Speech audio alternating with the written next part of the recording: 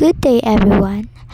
At this point, we will be discussing the affective trait and learning target, the continuation of Ms. Libuna's discussion, which is I'll be discussing the social relationship target. Social relationship target defined by a complex set of interaction skills, including the identification of appropriate response to the social indication. Ang social relationship ay isang complex set of interaction skills nang ibig sabihin ay ito ay tumutukoy sa kakayahan ng isang tao na makipag-ugnayan, makipagkaibigan, makipagtulungan at makibagay sa iba. Kasama na dito yung kanilang relations, friendship, collaboration, cooperation, conflict resolution, and the empathy. At meron naman akong itinalagang halimbawa ng importansya ng social relationship in education. We'll be discussing the two social relationship in education. First is the basic education and second is the secondary level. Basic education or elementary level. The social traits are needed skills in their academic achievement. Na kung saan dito ay mahalaga ang social trait dahil ito ay nakakatulong sa academic achievement ng mga bata. Halimbawa, kapag ang isang bata ay marunong makipagkaibigan at makipagtulungan, mas madali siyang makakuha ng tulong or suporta mula sa kanyang kaklase. At hindi lang umano sa kanyang kaklase, kundi gayon din sa kanyang guro. Pangalawa ay ang secondary level or ang high school. Dito naman ay mas nagiging mahalaga ang social trait dahil inihahanda ang mga mag-aaral kung paano sila tumugon sa sitwasyon na kanilang kinaroroonan or yung real world situation na kinaroroonan or kinasasakutan, tulad ng teamwork at communication skills. Ito ay kinakailangan nilang mahubog nang sa gayon ay magamit nila ito sa iba't ibang suliranin. Kaya nakakatulong ang good social relationship sa pagiging responsible, cooperative, and motivated ng isang estudyante. Example ng social relationship area and target. At tatalakayin ko ay ang peer relationship. Meron ako ditong ginawang isang gawain na kung saan ay isasagawa ng mga mag-aaral.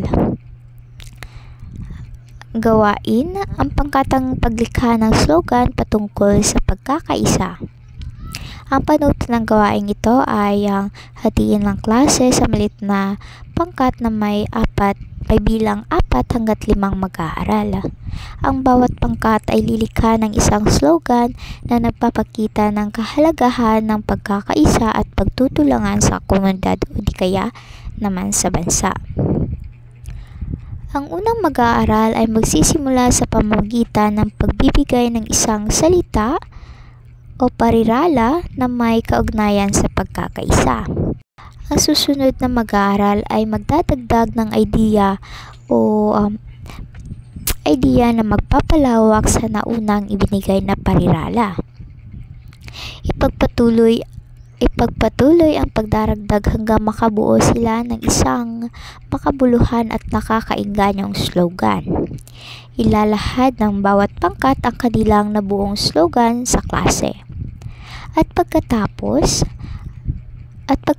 ng gawain, ang bawat mag-aaral ay magsusulat ng kanilang maikling pagninilay sa kanilang maikling pinagninilayan patungkol sa kahalagahan ng bawat isa sa pagbuo ng layunin.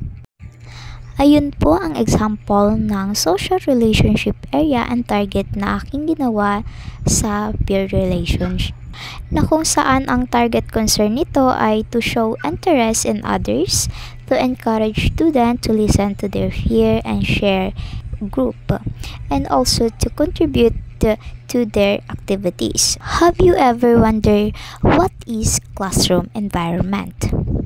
The unique climate fits in every classroom, influencing the atmosphere and the students' behavior. A positive classroom environment fosters happiness, contentment, and productivity, while negative one can lead to tension and disagreement. Kung positive ang classroom environment, masaya at komportable ang ating mga mag-aaral at magiging productive yung kanilang pagkatuto, magiging cooperative sila, at na kung saan ay nalilinang yung kanilang mataas na motivation or nagkakaroon sila ng high motivated source ng kanilang motivation. Pero kapag sinasabi dito, kapag mayroong negative tension or negative atmosphere ang isang classroom is nagiging dahilan ito ng isang tension or hindi pagkakaunawaan sa loob ng klase, or dito din ay nawawala ng gana ang mga mag-aaral na makipagsalamuha sa kanilang kamag-aral at gayon din sa guro.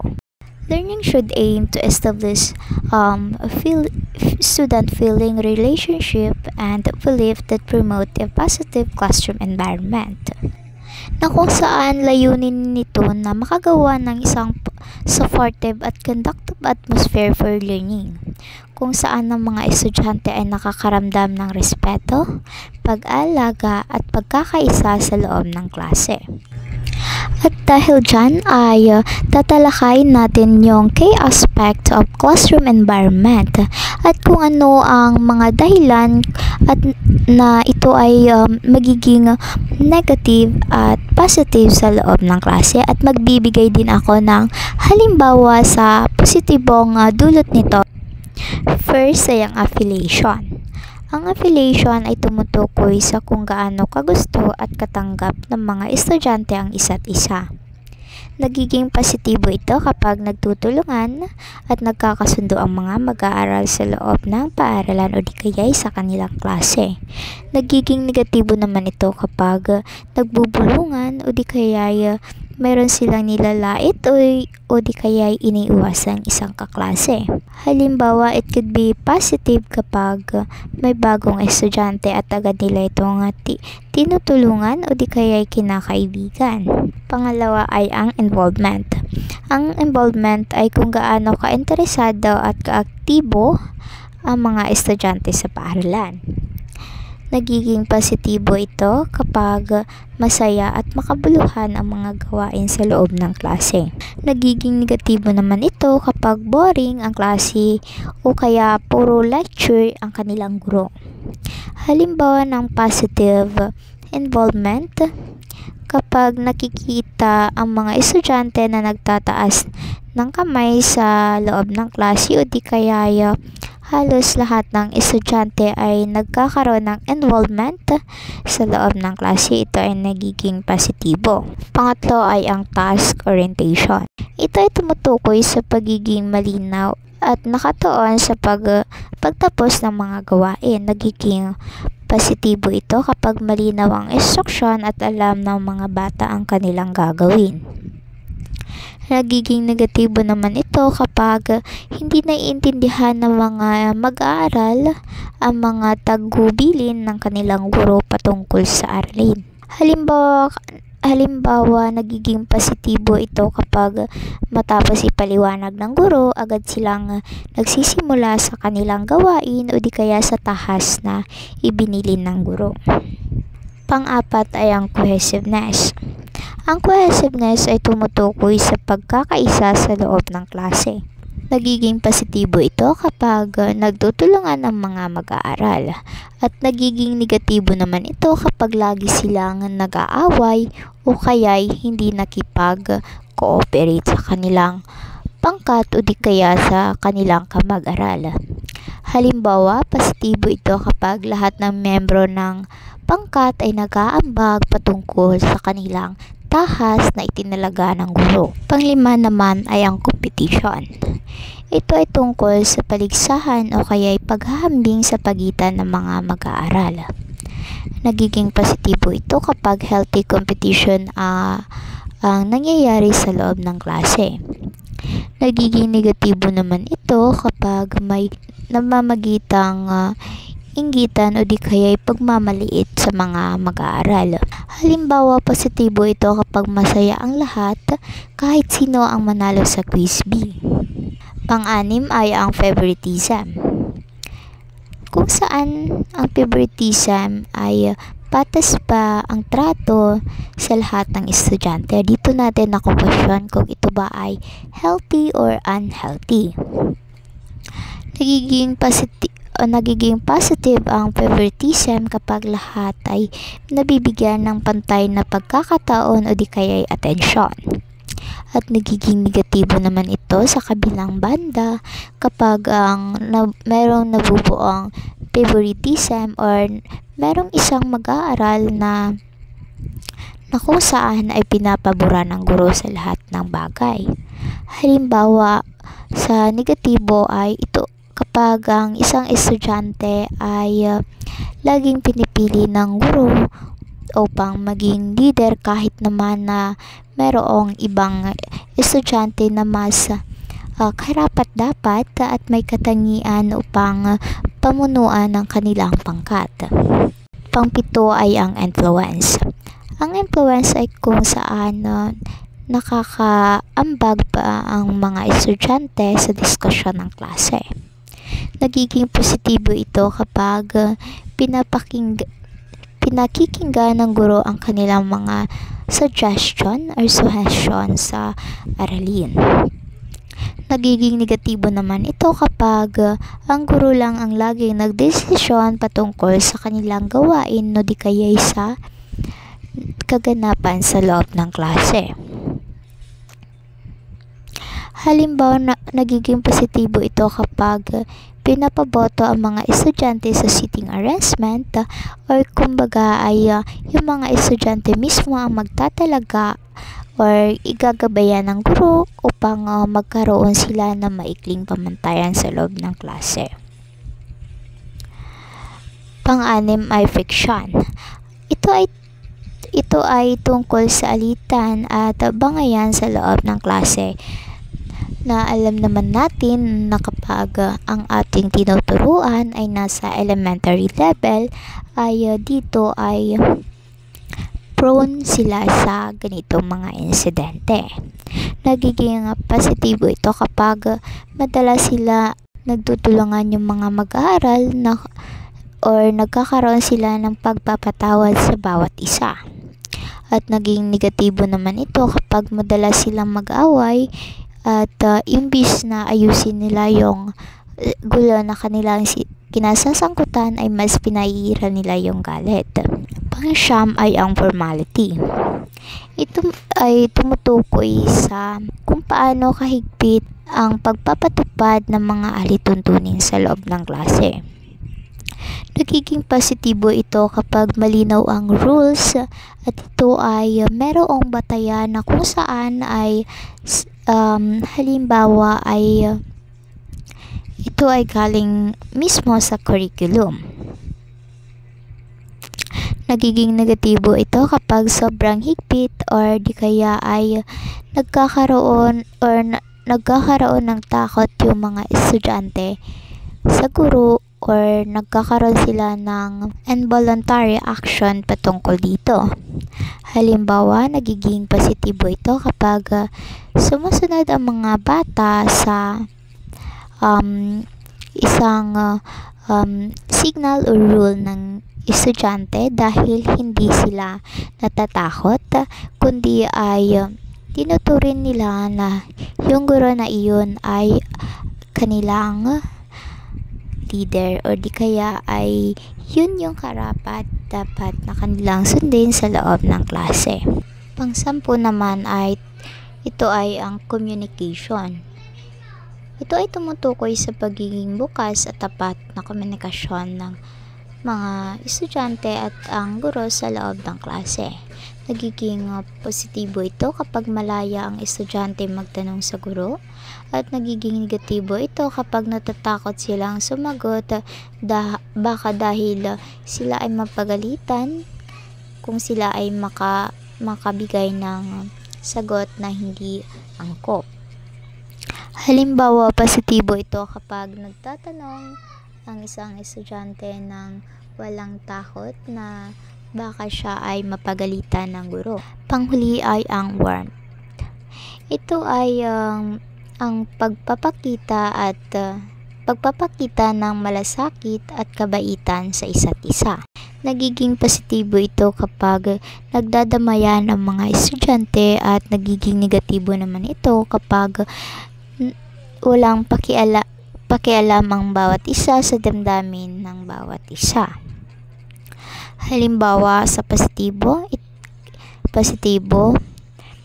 kapag tinutulungan ng isang kaklase ang isang umiiyak or nahihirapan niyang kaklase, kaya ito nagkakaroon dito ng malasakit sa bawat isa. Yun po yung ang positibong aspeto ng classroom environment na kung saan ay mahalaga ito at ito ay nakakaapekto sa pag-aaral, relasyon at atmosphere sa loob ng silid-paaralan, na kung saan ay nalilinang o mas nalilinang yung kanilang kaalaman kung paano sila makitungo sa loob ng klase.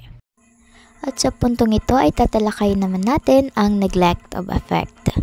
Ang salitang affect ay tumutukoy sa feelings, attitude at emotional tendencies ng mga estudyante, kung paano sila nakakaramdam at tinatrato ng mga mag-aaral or mga kaklase, at gayon din kung paano sila tratuhin ng guro. Narito ang ilang mga dahilan kung bakit nagkakaroon tayo ng neglect of affect.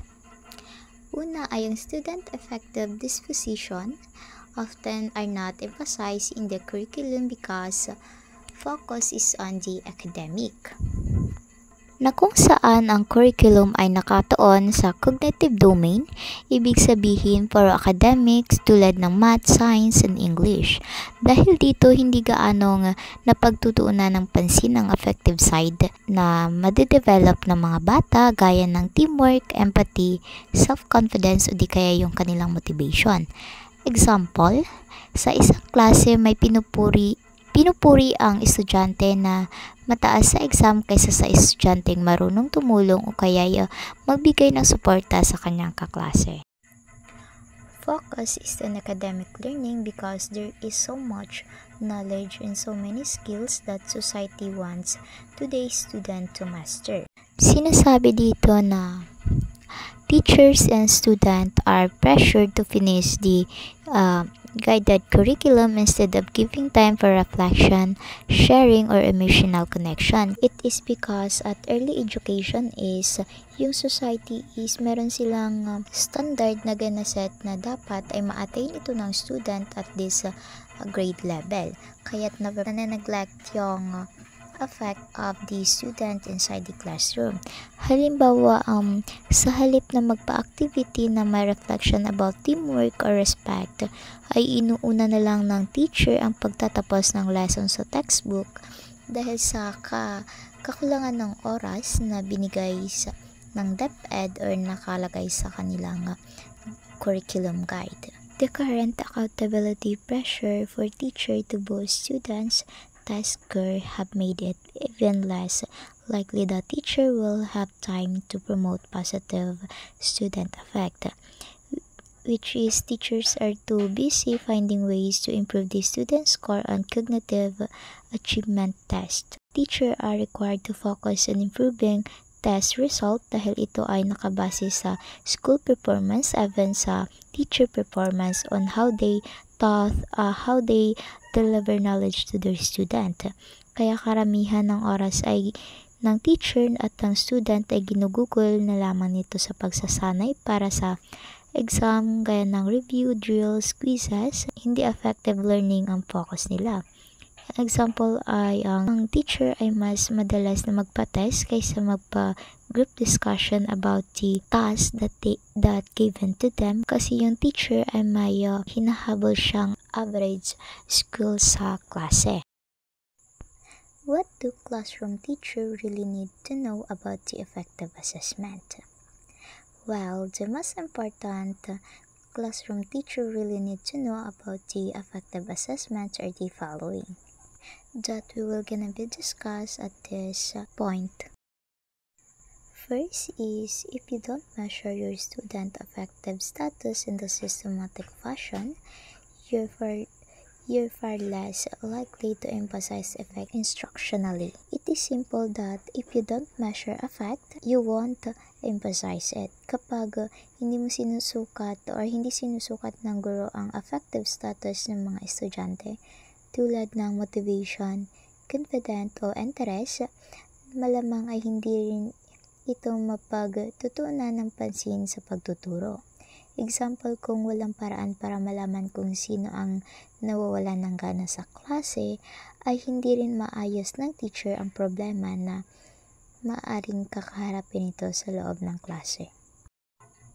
Without systematic effective assessment, you're not likely to have a very reasonable understanding of effective consequences, possibly unintentional, that you're having on your student. Simple lang ang sinasabi dito, kapag walang systematic assessment, hindi malalaman ng guro kung may positive o negative emotional effect siya na naidudulot sa kanyang mga estudyante. Halimbawa ay maaring hindi niya alam na may paraan sa pagsita niya na which is nakaka-discourage ng student. Use fairly straightforward self-report instrument or yung Likert inventories or multi-focus effective inventories rather than exotic effective measurement strategies that are not only time-consuming but also yield inference of arguable validity. Sinasabi dito na use simple tools, not complicated ones.